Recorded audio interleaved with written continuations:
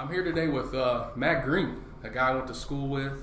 I would honestly say one of the smartest people, not man, woman, just being that I've ever met. He's taken the opportunity to come talk to us today. We're going to post this in a couple days. I record it and then I'll post it in a couple days because I just recorded one yesterday and posted. So you got a couple days to prepare.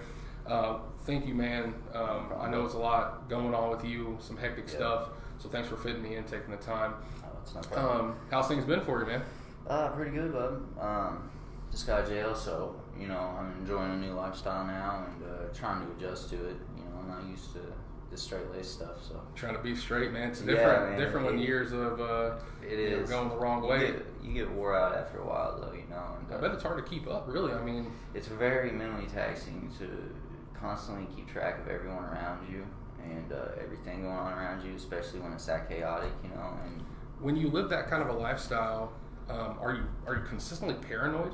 Oh yeah, like you're always paranoid. Always, super. Just like every new person, you're questioning what their motives are. Like I got to the point where my circle just started shrinking, and it wouldn't quit shrinking until it was just me in the center of it, because it's just you might have somebody you can trust one day, but their circumstance might change in an instant, and that same person you could trust might try to wear a wire on you the next day because maybe they got pulled over after they left your house. If say you're selling drugs to them or something, maybe they got pulled over, maybe they got arrested for something. Constantly have to watch the police log and see, okay, did this person who didn't have a motive to do something like that, do they now? And I found that just about everybody, no matter how solid they seemed at one point, they pretty well try to turn on me in the end. You know what I mean? Yeah. And so I just got to the point for like self gain. Yeah, you don't think it was just like turn into turn, right? Like it was just like I had that happen a couple instances, but they just weren't good enough to really get me on it. But yeah, most of the time it was just self gain, self preservation. They didn't want to go to jail for something petty. And I had one person that got in trouble for a ticket. They got caught with marijuana, got a ticket, and tried to wear a wire on me to get out of the ticket. And it's just like people are selfish. I think that's the name of the game, man. Is everybody is selfish, to be honest with you. Yeah, in the drug game, and that was hard for me to realize because I really wasn't. I didn't feel like it, but do you think you are now? Just like it's made you into like a selfish person now? In a way, I still care about other people, but my main priority is myself right now and just doing well, and I don't really have to worry about that stuff anymore because I'm not doing it. Yeah. But yeah, I mean, there's some self-preservation going on right now, just me wanting to do the right thing and get my kids back and doing all the things I've got to do comes first. And if anybody steps in the way of that, there's going to be a problem. Yeah, for sure, man. I mean, especially when kids are involved. Yeah. When kids are involved, it changes everything, right? Like, yeah, definitely. Like what? How old's your oldest? He's 3 years old. 3. So 4 years ago, life was probably so different, right? Like 4 years ago, there's no kid in the picture even. Yeah. Now there's 2. You got a daughter too, right? Yeah. How old is she? 4 months. 4 months, man. Yeah. So see, that's what I'm saying. Like things just change so drastically when kids are involved. When other people are involved, and my decisions start affecting other people, not just me, it becomes a thing I can't deal with anymore. Because before it was just, okay, if I do this, I'm the one who has to pay the price. So I can deal with that because that was my choice. Right. But now they have to pay the price, and that's not their choice. Yeah. So that doesn't. It's not their fault. Yeah, that doesn't seem right to me. I can't keep doing that. I seriously. I've used a term that my daughter Maisie, she's turning 8. Like I say, like she saved my life. Not that I was like ever like doing like insanely ridiculous stuff, and wasn't getting arrested and stuff. But like I wasn't making the best decisions. But the day that she came, it was like I seriously think she saved my life because now I think twice, right? Before I was like, okay, you want to go out in the street and fight? I guess we can fight. Now it's like it's not even worth it. It's not even worth it. Like no. Talk your stuff. Like we'll probably work it out. So you just said you just. Fresh out of jail. When did you get out? About a week ago, I believe. About a week ago? It's hard for me to remember. How long were you in there? About a month and a half this time. About a month and a half? Yeah. How many times have you been to jail, do you think? Quite a few. Even if it's just for a night, over under 10? I've probably got 3.5 years in just alone in the county jail. I've probably maybe around 10 different. 10 different Yeah. times. I mean, some of those were like a decent amount of them were like probation violations, not new charges or anything. Right, I think I've got like five or six charges total all throughout the years. But how many how many felonies do you think that you've been at least like accused of that maybe not charged with, but like how many felonies have you been charged with versus how many felonies have you been accused of, or have you been charged of any, or even?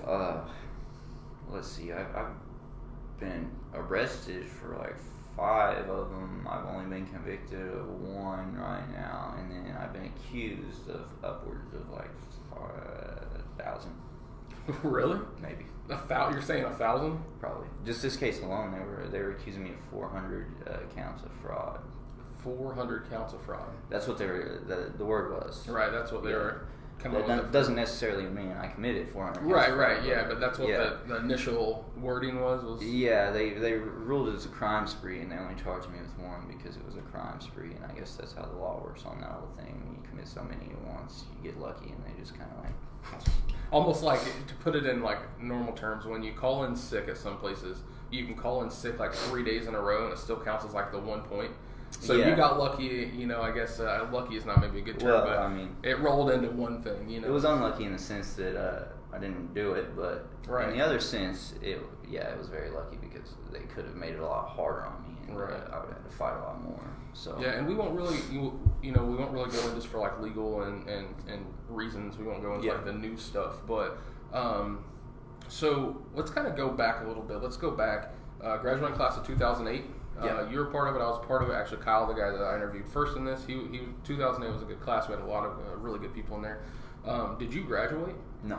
You didn't graduate? No, I ended up, I got in trouble. I was doing a little drug operation at school, and I actually got arrested in Paoli with Evan Roberts at one point, and things went south there. I bonded out, and when I got back to school after I bonded out, they took me straight to the principal's office, and they had this video footage of me putting my hands in people's lockers, and they said I was dropping pills in people's lockers, and then they had videos of people handing me money afterwards, and they said, at the time, that was like an 8 felony. It carried like 25 to life is what it carried, and the principal said, you're only 18, I don't want to ruin your whole life over this, so if you just sign this paper saying you won't come back here anymore, we'll just let it slide. So I signed my paper. So you were 18. So this was senior year? Yeah. Were you on pace to graduate?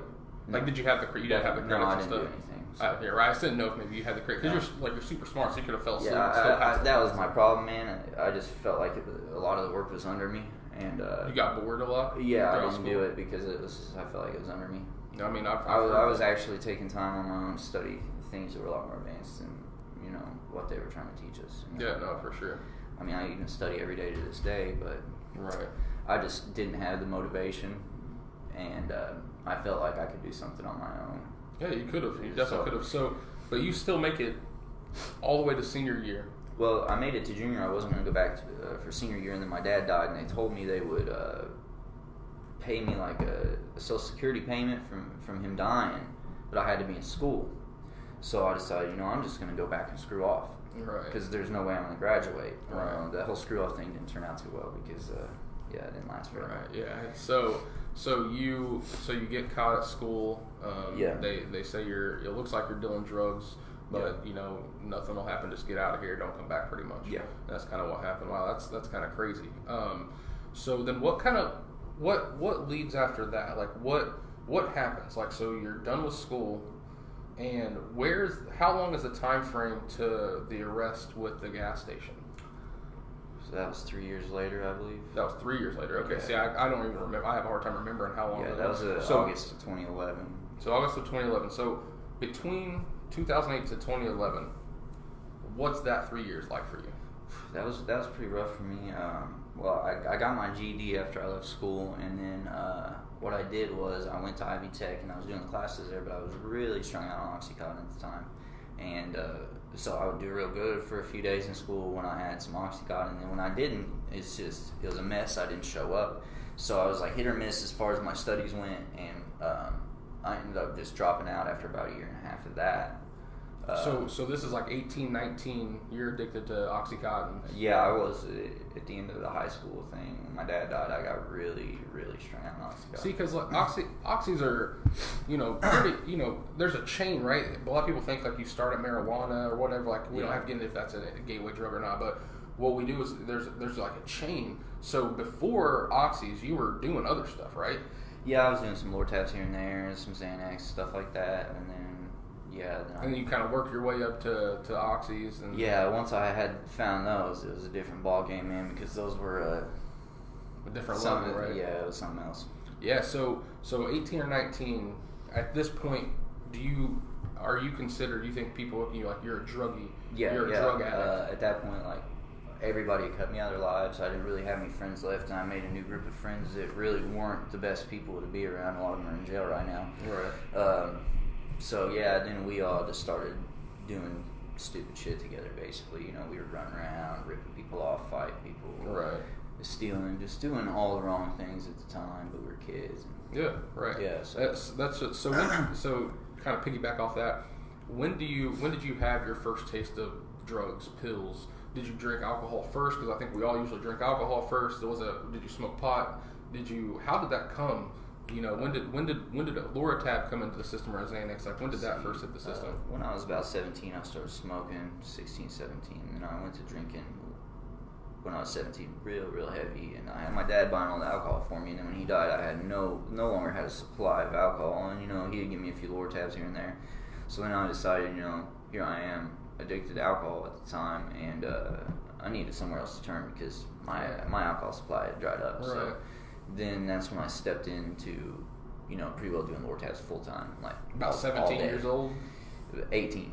Right when I hit 18, and then from there I met some people that their parents were I guess pill shoppers, and they would go to a bunch of doctors and stock up pills. Well, they had so many bottles of Oxycontin at their house they couldn't really keep track of them.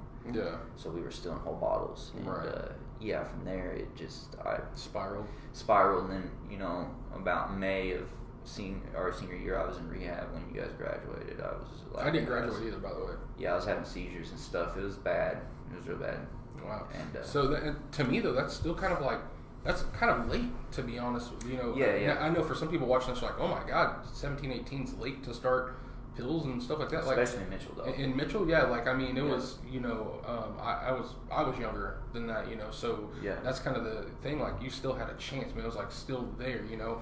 So your dad, you know, has passed. You're not drinking alcohol anymore. You're stepping into Oxycontins and the harder things.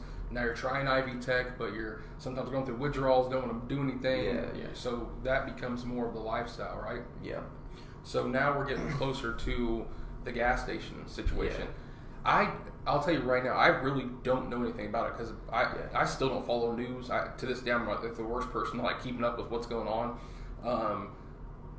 Walk me through the gas station night. Like, if you can talk about it in detail, go ahead. If not, that's fine. But like, let's say like an hour before what's going on, an hour after. Like, what leads up to all this? We were at a friend's house.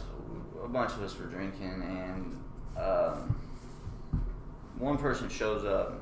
I'm not going to really specify any names. But, we don't have to ever say names. You're the same person. One person shows up and starts telling us he's cased out the gas station, and he wants us to rob it with him. And then, you know, there's another person there that was there separately that, you know, had clicked up with him and agreed to do that. And then they were trying to plot this whole plan out. And I was sitting there listening to him. I was like, well, here's where you're messing up. You're going to get out here. And they're like, well, if you know what you're doing, why don't you come with us? And I was like, no, I don't want to.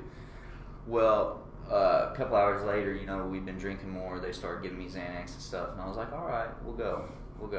And so we rolled up there. We parked at CVS, and we took the plates off this truck that we had. And this is in Mitchell. Yeah. So CVS in Mitchell. Yeah. So we marched from CVS over to the front door, and one person had gloves on, so I had them open the front door, and the dude was asleep behind the counter, and I crawled in, and I managed to get in without setting off the alarms or the lights or anything, and I got behind the counter. And me and this dude start tussling. I grabbed him by his shirt, and he starts punching me. I wouldn't let go, and the whole plan was there was not supposed to be a weapon. I just snatched him up by his shirt. They run and grab the envelope full of money that's supposed to be behind the counter, and we're gone. Well, when I get in there, I've got this guy by the shirt. They start playing around. Somebody flashes a gun, from what I understand. I didn't see it. And yeah, they're just screwing around. One dude's in the corner crying.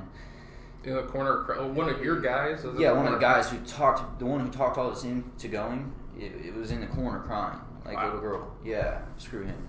But yeah, he didn't even do a day in jail for that either. Fuck him. But Anyway. I guess if you're in the corner crying, I mean, they're looking at it like he didn't really do much. Why talk to someone and going with you if you're going to be a little sissy about it when it comes down to it? You know what I mean? The pressure of those kind of situations. Yeah, a lot of people think they can handle that kind of lifestyle, man. and then they get there and they can't.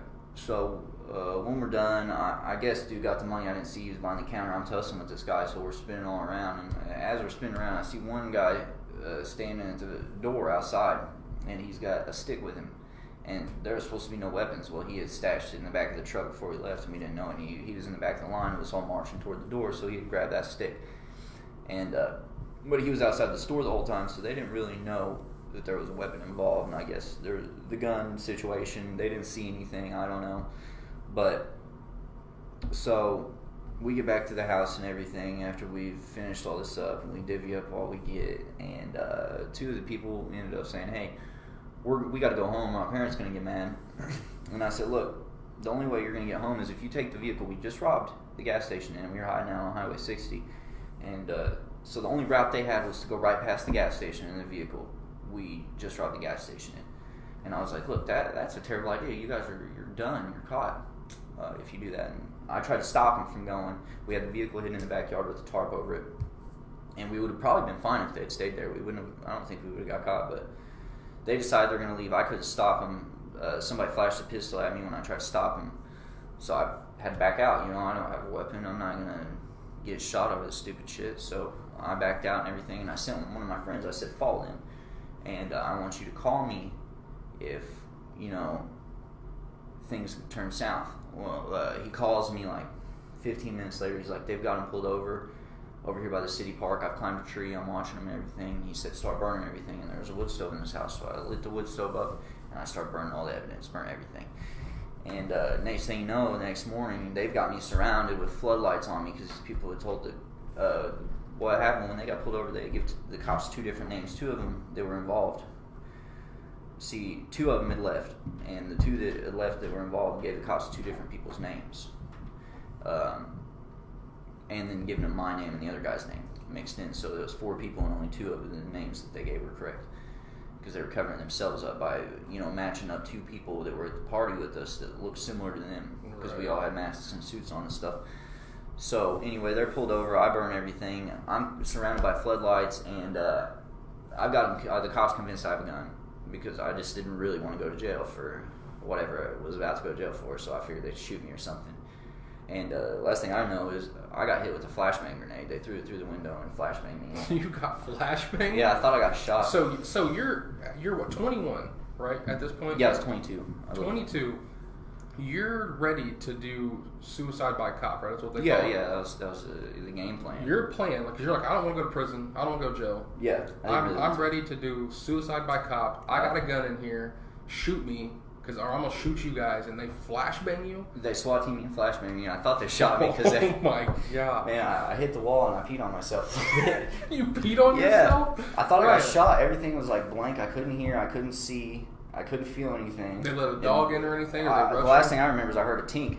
You know, tink, tink, tink. Tink, tink, then right? Yeah, right in front of me. What's that experience like? Like you get sucks. It sucks. Yeah, it was really shitty. Like, yeah, man, I woke up and they all had me like with their AR-15s and stuff on me, and I'm like, man, this sucks. Man, and do you? I know you have kids and stuff now, but like take that out of the situation. Like you at that time, you're like, I'd rather die.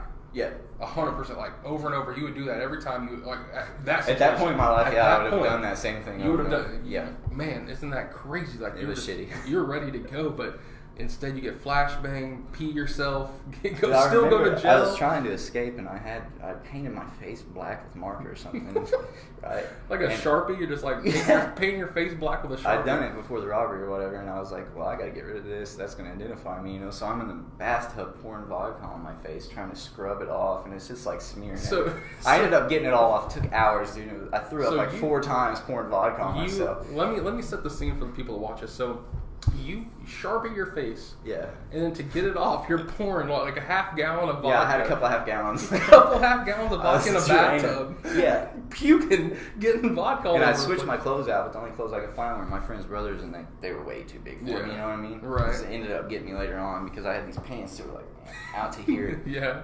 Yeah, so man. I was trying to run across the road and escape to the quarry because I was close to it, but I was so drunk I just kept falling over. Yeah. So I was pretty well crawling everywhere, Yeah. at that point, and there was no way I was getting away, so I just accepted my fate and was hoping these people didn't tell the cops where I was at, and they did. But Wow.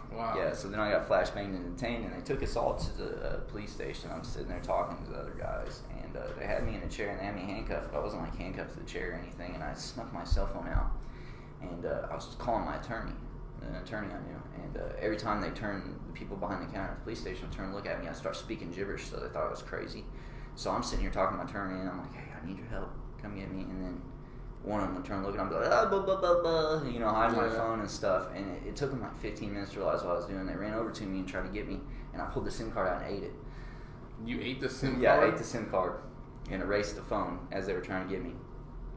So they didn't get my phone or anything. So then we're sitting there, and they've got the other two guys that replaced their names with, they had them right next to me, and I'm like, listen guys, and then they had me and the other dude that actually did it. All four of us were sitting there, and they're getting ready to question us. I said, look guys, tell them that you want to speak to an attorney. You refuse to answer any questions without an attorney present, and they can't question us anymore. So they took me, they tried to interrogate me, and before I even made like 2 steps, I said, look, I refuse to answer any questions without an attorney. And they set me back down, and they tried to interrogate one of my friends next to me. He said the same thing. And the other dude had already told him. And then the last one said, I refuse to answer any questions. But he didn't ask for an attorney, so then they had the right to question him again. Well, I'm sitting there talking to the police in front of all these guys, and I'm like, okay, so you don't have enough evidence to arrest me right now. So how long are you going to detain me for? When am I going to be allowed to leave? And they said, well, we just need to ask this guy one more question, and if he doesn't say anything, and they said this right in front of him, they said, if he doesn't say anything, you're free to go. So I'm like, okay, that's great. And I thought, there's no way in the world, after they just said this in front of this dude, that we're going to walk if you shut up, that he's going to go in there and say anything. He told him everything, man. Really? Yeah. So let me retract for a second. So 4 of you are sitting here. Yeah. But it's not the 4 that did it? No. Because 2 of you that have done it. 2 of us, and then the other two that those guys had said. They had got released because the cops thought they had no involvement. And out of the 3 of us, me and my buddy didn't say anything, and then this other dude had already told, because he was scared, he had no involvement in this. Right, so he didn't do anything. So he's over here like, I didn't do anything, and he's already talked to him. He's already told him everything. Don't really blame him, you know what I mean? Yeah, he didn't do anything. So now they've kind of got an idea that the other 2 guys are involved, and they're going to go back and look for them. And then the other dude goes and gives them a statement too, and then that solidifies everything. Us being fucked. Yeah. Yeah. And at some point, I'd taken off running, and I tried to escape out of the police station. And my pants, they were so big, dude, they felt around my ankles, and I ate shit. And I made it out the front door, that's it. And then I just skid across the concrete and got stomped on. Sorry to laugh, but I'm just picturing in my head, you got like a 48-32 pan on. Oh, dude, it was... and you're out there running, drops down, smack your face. I was supposed to be at 32, and it was probably at 48. Yeah, that's crazy. I was trying to hold it up with my handcuffs. And you're handcuffed and stuff? Yeah. Oh, I snuck them around my body. And you're at the Mitchell station, right? Yeah. At that time, So then they start taking us to jail, and I have the bright idea, like, hey, if I can make this cop mad enough, it was like Matt or JD, and I was like, man, if I can make him mad enough, they will pull this car over and try to beat me up, and I can try to run again. So the whole ride, I'm just saying the craziest stuff to them, telling them or rape their mom in hell and all kinds of stuff. Oh my God. Dude, I was on one in the back seat, like, fuck you, I hate you. You know what I mean? And he was like, oh, I'm not going to do it today, man. I have. He had already anticipated my move, you know? Yeah. Yeah. And then, man, those do that. To me, also like Matt and JD both. I think they're both. Yeah, I got no problem with talking so bad about it now. Right now, you're just like talking shit and like talking about their mom. It wouldn't have mattered who it was, you know? Yeah, you were going to do it. You were trying to run again. Like, it didn't matter who was driving the car. It didn't matter if I knew him or not. I was just going to try it. Yeah, that's crazy, man. So how long do you do? How much time do you get? Well, I got to the jail. This made me mad too, because I got to the jail and they've got me on like a C felony, strong armed robbery is a max of 8 years, and it had like a $2,000 bond. So my mom comes to bond me up, and as I'm getting bonded out, that same dude that had the stick outside was telling the cops that, hey, we had a weapon, took him to where the stick was, and then as I'm getting bonded out, they raised my charge to a B felony, 20-year max, because he's selling this stuff. And then the same idiot who couldn't keep his mouth shut in the police station, he knows who he is. But yeah, so at the same time, my mom's handing this money over, and I think I'm gonna get bonded out. You know, she's coming to bond me out, and yeah, they raised it to $5,000, and then I got stuck. and I sat there for 9 months. 9 months. Yeah, I mean, that's not really, it seems like a long time, but for my circumstances at the time, it really wasn't that bad. So I sat there and, yeah, it was an experience. Man. There was a riot like the first day I was there and everything. So you do 9 months at that time. How long do you do? Do you only do 9 months for that charge? No, they gave me 10 years total, and they suspended 4 of it to probation. So I had 6 years to do, and then I was out, and I was doing pretty well at the time. And so they gave me house arrest for 4 years of it, which was actual 2 years served. Right. Because in jail you get 2 for 1 credit. Right. So if I do a year, I get credit for 2. Right. So that 9 months had put me at almost 2 years credit. Yeah, 18 months. And then I had 2 years and like 3 months on house arrest, and that cleared my 6 years up. And then I had 4 years of probation after that. So yeah, that's how it played out. I signed 8 years and they gave me 10. Okay. Wow. Man, that's crazy stuff. So, how long did that follow you? How long did that hurt you? I mean, well, they were putting this on the front page of the paper like a year and a half later. So yeah, I was at work looking over at the front page of the paper, and there we were again, and it was a mess, man. Yeah. So that was a felony. Did you? Yeah, it was a big one. So that's a felony there, and man, that's crazy. I think that's the only felony that convicted me of. Really? Yeah. So you do your house arrest? Like you do it clean? I mean, well, at first all of us pretty well knew that they were not testing for Suboxone at the time, so we're all high on Suboxone all day, the whole house arrest. And then somebody had told on me and tipped him off, because I guess I was doing it harder than everybody else. I don't know. But they told on me, so they decided it was a good idea to drug test everybody for Suboxone one day. So they drug tested all of us, and I show up in the drunk tank, and there's like 40 of us there. You know what I mean? The whole house arrest crew, and I'm like, shit. You know, I'm trying to keep quiet, like, man, they don't know somebody told on me, and I'm the reason that we're all in here. Yeah. So I'm shutting up about that, and then next thing you know, everybody gets released after 3 days, and they kept me for 2 months. And then they gave me a charge for possession in urine. That's like a C misdemeanor or something. They can charge you with possession because you pissed off. Yeah, so then they did that too, just to piss me off even more. So I sat there for 2 months on that, and then got released because my lawyer was arguing it was unfair to release everybody else and you know, keep him in here for 2 months. And then I did good all the way up until my last week of probation or house arrest. And then one day I was reading my house arrest paperwork, and it said that probation wasn't a stipulation of house arrest. So I knew if I violated house arrest right now, the max they can give me is the rest of my house arrest time was like a week, and they can't violate my probation. So then I started getting really high. And I went into house arrest really high, and I told them I was really high, and they took me to jail, and I did like a few days for that. And they had to release me to start my probation. And then I did 3 years of probation, no problems, and I made it to the 3rd year, and I failed for hydrocodone, and they put me in jail. And so, let's see. Oh, there was another instance. The drug task force kicked my door in while I was on probation. So at one point when I was on probation, I was selling a lot of drugs, like right in the middle of Bedford. Yeah. Dead in the center of town. And I had cops watching me from the church and everything, and I was gone, high all the time. I had a probation officer who ended up getting fired, I think, over this because she didn't care. She didn't care what I did. And she didn't even call me in for 7 months. But I was out there just making all kinds of money, acting stupid and stuff. And a confidential informant had come over to my house and was like trying to wear a wire on me, but I wouldn't give him any meth. And I sat there and smoked it in front of him for like 8 hours.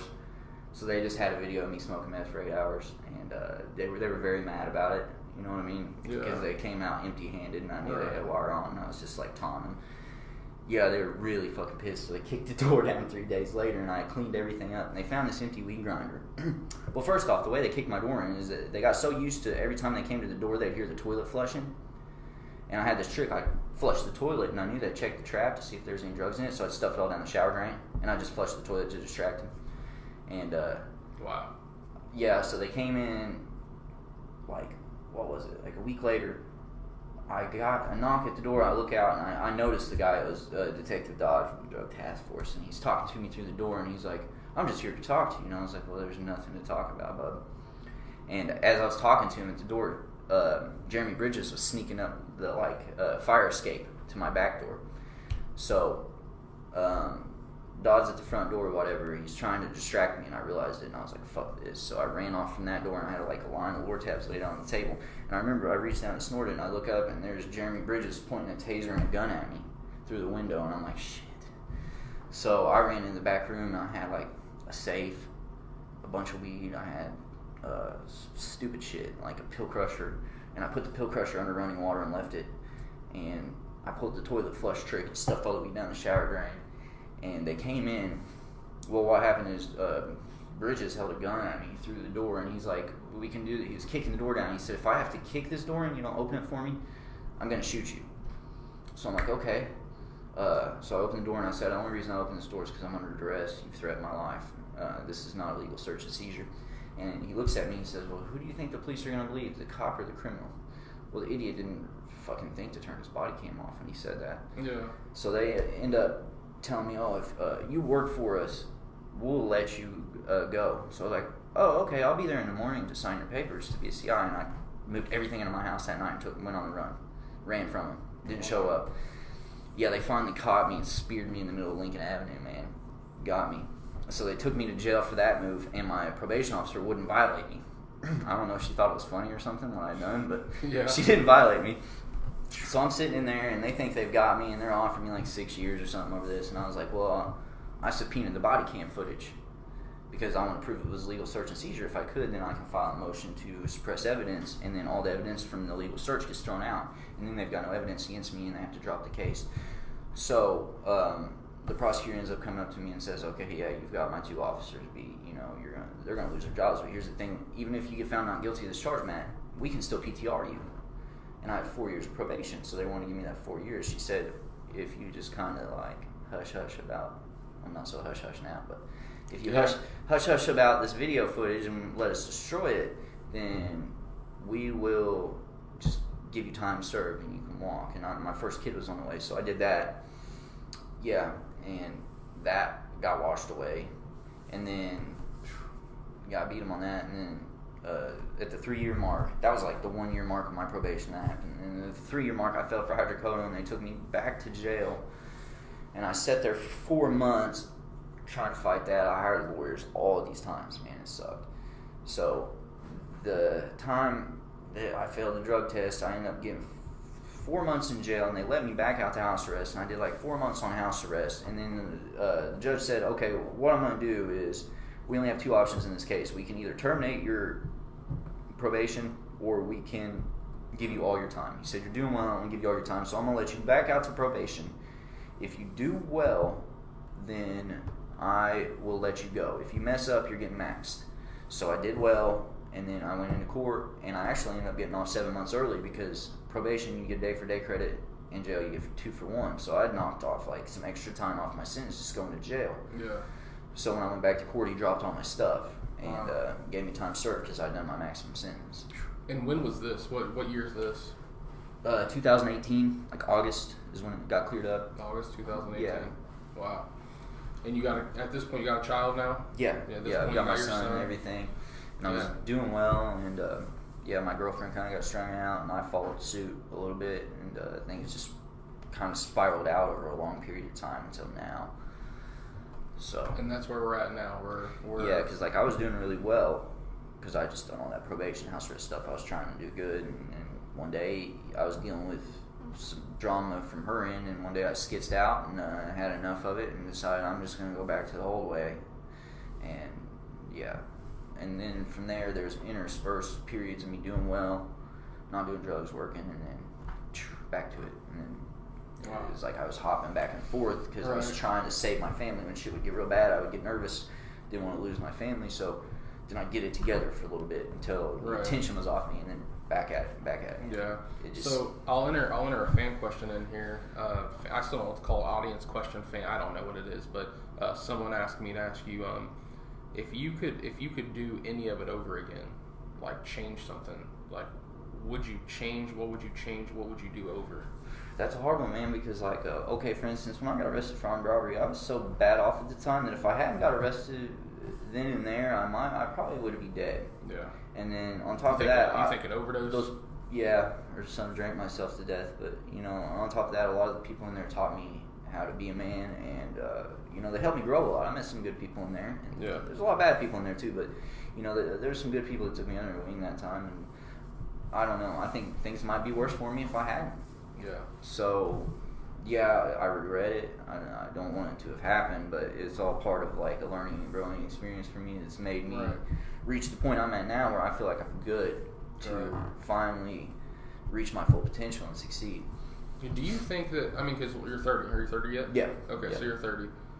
Do you think that right this minute you've wasted your talent, your smarts? No. You don't think you've wasted it? No? No? Because this whole time, even when I'm strong on drugs, what do you think I'm doing? Studying and working. Yeah. I'm doing a lot of stuff people don't realize. Like, I'm sure they don't. Yeah. Yeah, I'm really, really getting better as the days go on. And What do you think that you want to do? What do you think you want to, like, let's say you, 30 more years now, let's say it's 30 more years, you're 60 and you look back and you said, like, I wanted to do this. Like, what is that? Like, Alex, let's take away, like, being a good father, because everybody wants to be a good father and stuff. Yeah. Not anything cliche like that. What do you want to do before you die? Like, what would you like to accomplish? I want to start my own business, something in probably like the technology sector. As far as like I've been working with battery technology, like the silicone carbon batteries and stuff they got, or the graphite batteries they've got coming out now. I've been working with those at home a little bit. I mean, I've got some prototypes for some stuff that I want to really mess with, and I've been You've always been a little bit more advanced with like IT, like, and just technology in general. You know, like you've always been like a step above. I feel like with that stuff. And brushless. I've been working with some brushless motors and trying to figure out like the hub motors they're putting on vehicles for electric vehicle conversions is something I really want to pursue more. There's a lot of things, but I'm not getting opportunities that I need. Yeah. So now I'm kind of, part of my criminal life was pursuing those things. You know what I mean? I'm over here doing all this legal stuff to make this money so I can pursue these hobbies. Right. And now I'm just trying to find a way to get financed on that without having to do all this. You know what I mean? So I'll figure it out, you know. Do you think that'll lead you back to any like criminal activities, because like you're gonna want to do that, like you're gonna want to be passionate with something that, like, if you don't get a chance, because you're gonna have a hard time getting a fair shake from anybody, right? Like, well, it's getting better now that I'm out and I'm sober. You know, all my friends are my good friends. The ones I actually consider friends are coming back around, and opportunities are being presented to me. Good. That weren't there before because just nobody wanted to be around me with how I was. You know. Yeah. I don't blame them. Right. Yeah. You can't. But yeah, I think I'll be fine, man. Okay. Good. I'm seeing doors open, and if not, I'll kick them down. Right. Hey, that's the best way to do, man. That's the best attitude to have. Obviously, like I said at the beginning, I don't want to talk about anything that, you know, is going to be used against you or anything. I wouldn't do that. Is there a fear right now that you think you're going to face? Like, do you think you're going to go back to jail again over any of this stuff right now? You know, like, I doubt it. Okay. I mean, the thing is, if you get out and you do good, they're going to offer you a good deal. Okay. If not, then there's always jury trial. I mean, Okay. I don't like to lose. Right. Well, I'll play that game. So that's the thing, man. Like, if you don't have to do any more jail time, right? Like, you're just 30. Like, we're just not even halfway there. You got beautiful children and stuff. Yeah. What's the next step? What's Matt Green's next steps now? Really, I just got to keep doing what I'm doing, man. Going to AA meetings, staying involved in that, talking to my sponsor every day. That's the first thing, is just to clear that completely up so, you know, I can focus on everything else. I'm just going to keep studying and keep working hard. I feel like I'm on the right track right now, so I'm just going to stay on that for a little bit and then, you know, see where that leads me, I guess. I got kids I got to get back. I've got a lot of work to do. Yeah, for sure. You know, with a bunch of different things. So, yeah, that's my goal, is just better to stay yourself. Yeah. Be better for your kids, for your family. Even in jail, you know, that when I finally came to and came out of my little coma or whatever, that was my goal. You know, sit there every day, learn, read, study myself. I study myself more than most people do. I look internally and try to figure out my flaws and, you know, things I'm doing wrong more than I try to judge other people, because I see a lot of people out there that are, you know, looking at everybody else and trying to see the mote in their eye and trying to judge them on their character flaws, but yet they don't even know themselves. Yeah, no, man. So a part of the reason I just jumped into this is because, you know, like, obviously everyone has a story. That's kind of like whatever, cheesy or whatever you want to say, but I want people to open their eyes up. And you know, Kyle's situation with being black, you know, Jeremy's situation with being a photographer and the amount of time that he takes and all that stuff, and then your situation of criminal, drugs, you know, all this stuff. I don't understand why people just, like, they just want to hate on everybody. They want to find a reason to not like people and to judge them.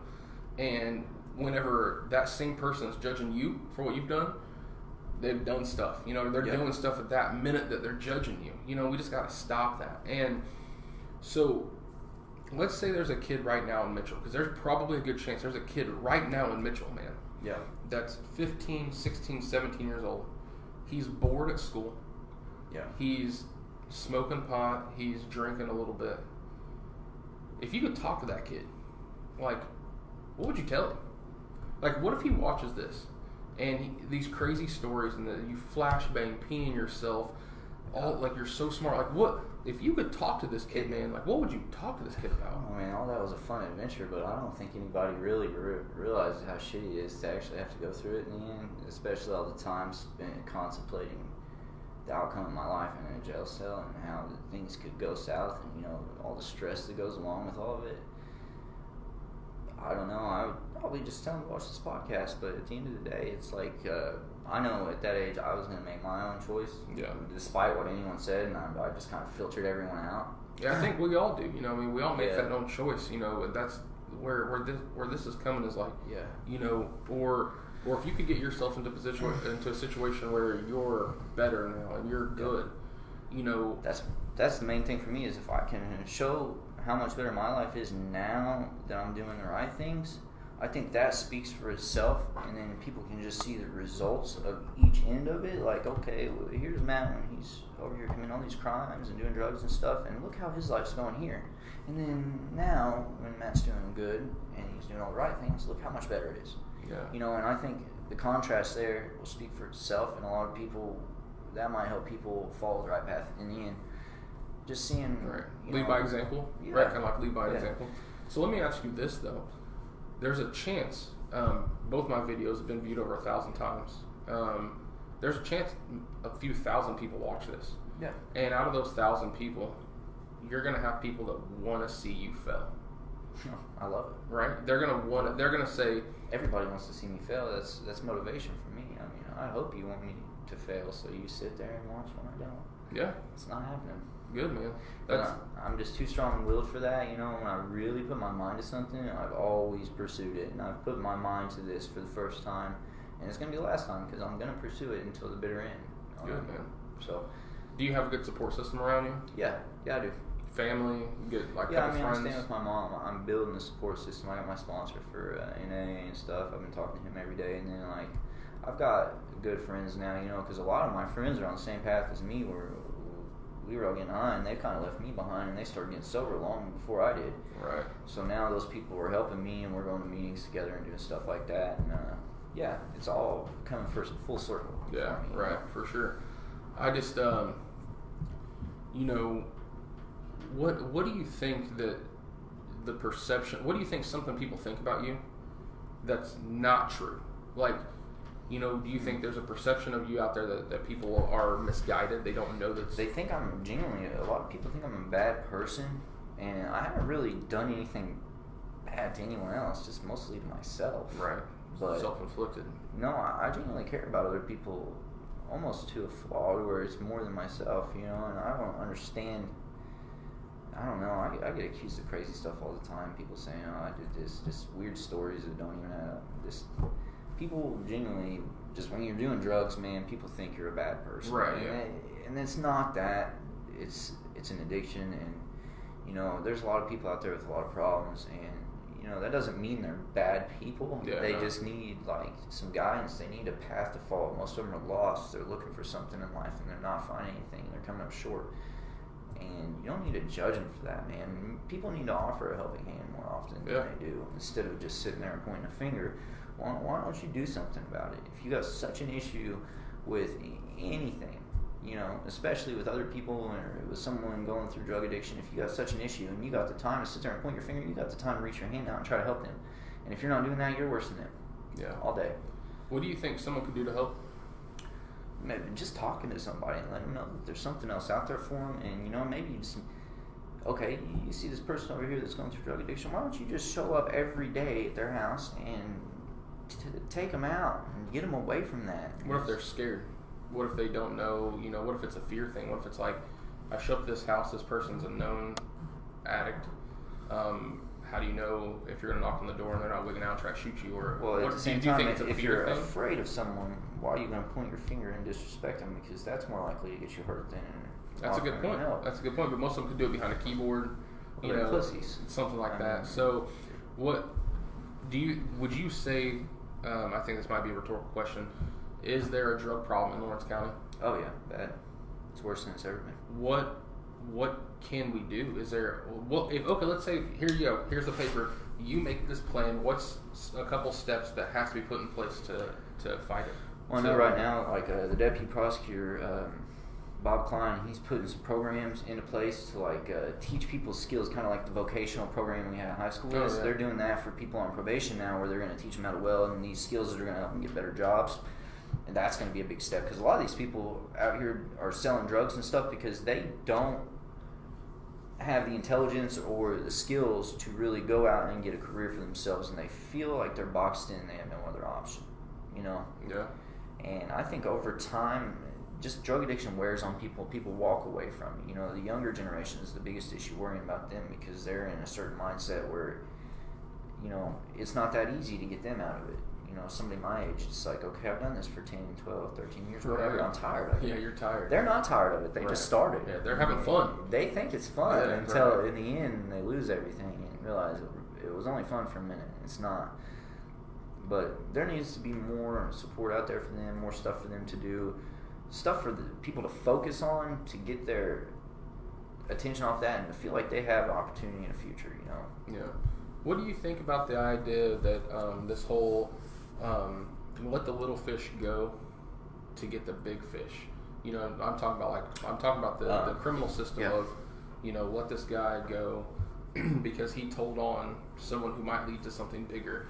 I think they're putting a lot of people at risk to get hurt.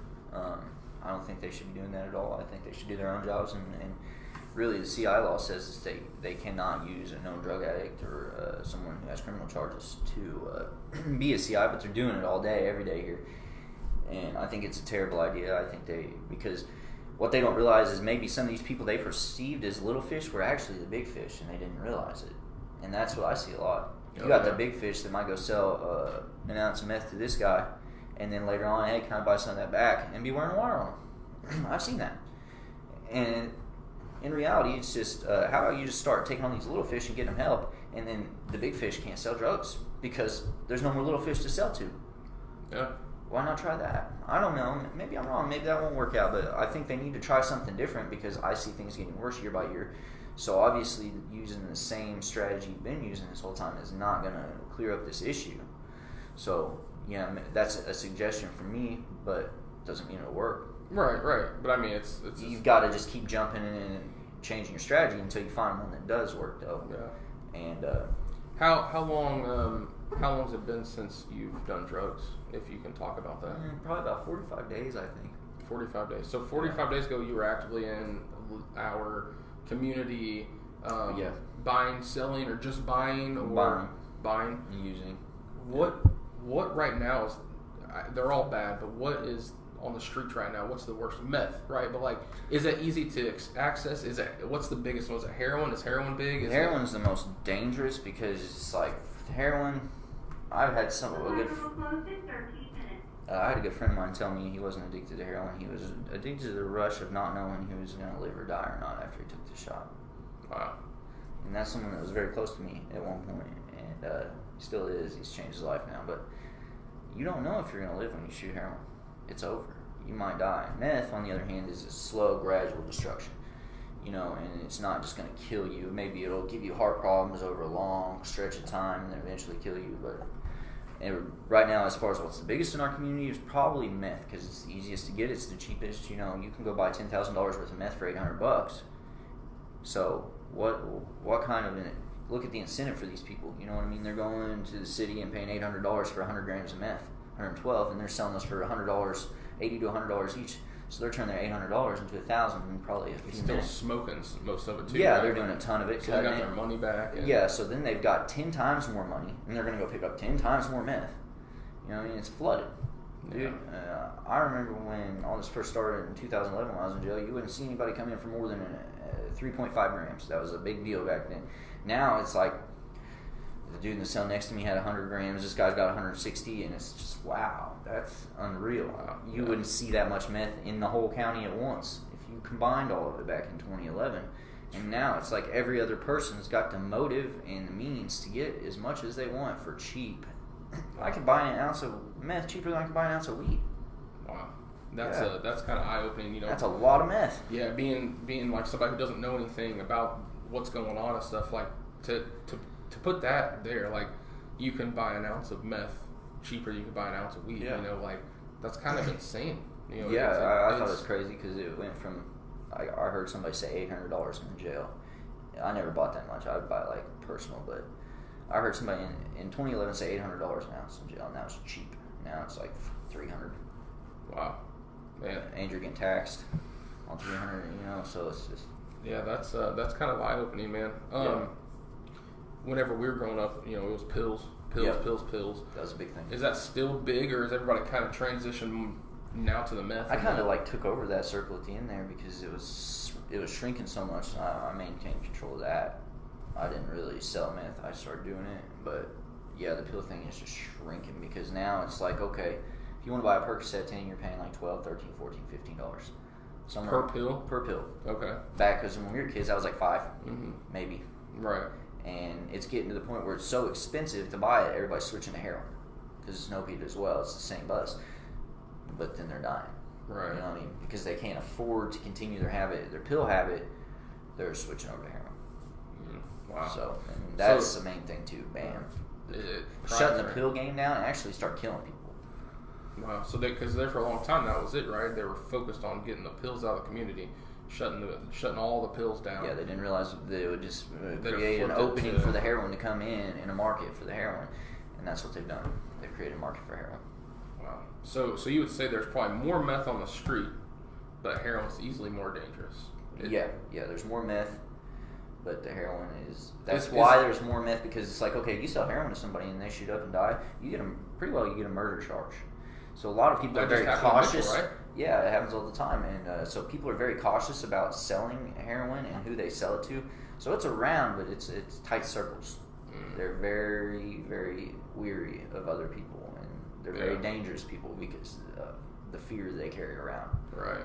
With meth, it's like it doesn't really hold that much of a sentence for selling meth anymore compared to how it used to, and you don't have to worry about people dying, so people are more casual about selling you back meth.